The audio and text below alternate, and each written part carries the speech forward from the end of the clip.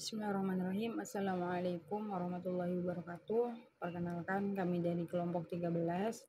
Sini kami akan menjawab 3 pertanyaan untuk memenuhi tugas pada mata kuliah aplikasi komputer. Nah, untuk pertanyaan pertama itu akan dijawab oleh saya sendiri. Di mana pertanyaannya itu, apa perbedaan utama antara Photoshop dan GIMP sebagai aplikasi pengolah gambar?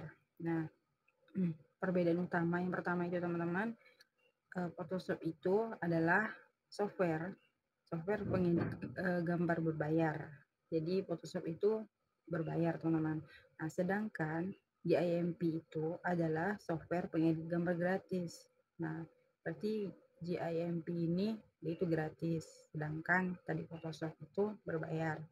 Nah, kemudian perbedaan kedua itu GIMP dan Photoshop ini keduanya itu berisi banyak plugin, namun plugin Photoshop ini dirancang oleh merek foto terkenal. Nah, salah satunya seperti Visual dan Kodak. Nah, itu salah satunya. Kemudian Photoshop ini berisikan banyak alat. Nah, sedangkan GIMP ini berisikan sedikit alat.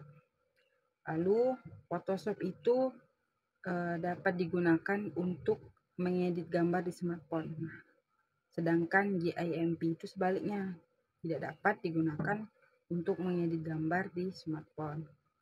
Lalu Photoshop ini dia berjalan itu berdasarkan standar industri. Nah, sedangkan GIMP itu dia adalah perangkat lunak komunal gitu. Standarnya itu tidak diklasifikasikan. Nah, yang terakhir itu kalau Photoshop itu digunakan secara profesional. Nah, sedangkan GIMP itu biasanya digunakan untuk tujuan umum. Baiklah, di sini saya akan menjawab pertanyaan dari nomor 2, yaitu apa keuntungan dan kerugian menggunakan aplikasi berbayar dengan aplikasi open source untuk pengolahan gambar. Baiklah, di sini saya akan membahas kelebihan dari aplikasi berbayar. Yang pertama itu, pada aplikasi berbayar biasanya memiliki kemampuan yang powerful karena dikembangkan dan dikerjakan oleh pengembang profesional yang dibayar untuk membuat aplikasi tertentu. Kemudian, fitur dan hasil yang diberikan oleh aplikasi berbayar biasanya lebih baik dan lebih banyak. Kemudian, aplikasi berbayar biasanya memiliki grafik user interface yang mudah karena ditunjukkan oleh komersial.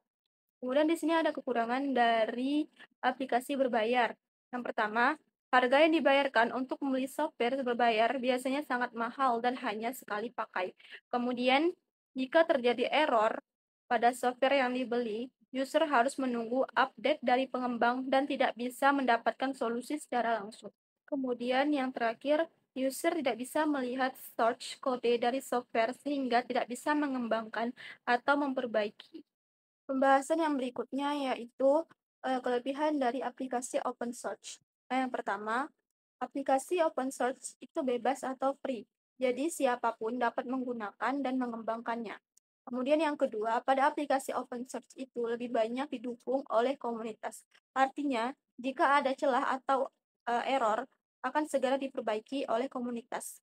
Kemudian yang ketiga, aplikasi open source itu hampir semuanya ringan, tidak seperti aplikasi berbayar yang membutuhkan spesifikasi yang berat. Kemudian, aplikasi open source ini lebih simpel dibanding aplikasi berbayar. Kemudian, kebanyakan aplikasi open source dapat digunakan hampir di semua platform. Kemudian, ada pun kekurangan dari aplikasi open source ini. Yang pertama, kadang-kadang membingungkan pengguna karena sulit dimengerti. Yang kedua, bagi yang tidak terbiasa menggunakan aplikasi open source akan menganggap sulit, dan fitur-fitur open source tidak semewah aplikasi berbayar. Bismillahirrahmanirrahim. Saya akan menjawab pertanyaan diskusi kelompok, yaitu pertanyaan nomor 3. Nah, pertanyaannya itu, dalam situasi apa sebaiknya menggunakan aplikasi pengolah gambar berbayar dibandingkan dengan yang gratis? Jadi, perlu kita ketahui bahwa rata-rata aplikasi yang berbayar itu adalah aplikasi yang memiliki fitur yang sesuai yang susah dibuat. Jadi Jadi demi menghargai sulitnya pembuatan aplikasi berbayar, dibuatlah aplikasi berbayar. Secara umum, aplikasi berbayar punya fitur yang lebih canggih dibandingkan aplikasi gratis. Jadi kita membedakannya dari segi kualitas, keamanan, dan pembatas fitur. Namun, meskipun aplikasi berbayar memiliki banyak keunggulan, aplikasi gratis masih dapat sangat berguna untuk pengguna pribadi atau proyek kecil. Semua tergantung pada kebutuhan dan anggaran kita masing-masing. Jadi sekian dari saya. Assalamualaikum warahmatullahi wabarakatuh.